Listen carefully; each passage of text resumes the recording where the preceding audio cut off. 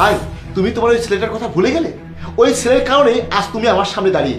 আরে ভাই, যেই সন্তানের মুখে তুমি প্রথম বাবা ডাক শুনেছিলে, যার মায়ের সম্পত্তি নিয়ে তুমি আজকে এত বড় লোক হয়েছো, সেই সন্তানকে তুমি ভুলে গিয়েছো।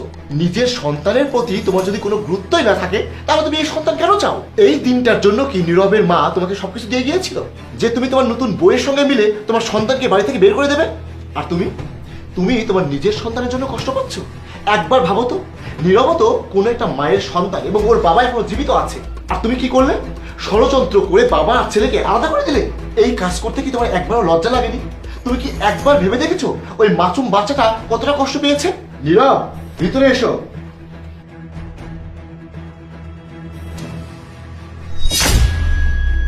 নীরব, আমাকে ক্ষমা করে দে বাবা, আমি আমার ভুল বুঝতে পেরেছি। নীরব বাবা, আমি আমার ভুল বুঝতে পেরেছি, আমাকে ক্ষমা করে দাও প্লিজ। সমস্যা নেই মা, প্রতিটি মানুষই ভুল করে। আমি আমার পরিবারকে ফিরে পেয়েছি, আমি আর কিছু চাই না। আঙ্কেল, তোমাকে অনেক অনেক ধন্যবাদ, তুমি আমার অনেক বড় সাহায্য করেছো। এই শোনো, তোমরা দুজন কান খুলে শুনে রাখো। আজকের পর থেকে তোমরা যদি ওর সাথে কোনো ধরনের অন্যায় কিছু করো, তোমাদের পরিণতি কিন্তু ভালো হবে না। চলো, এই আসো।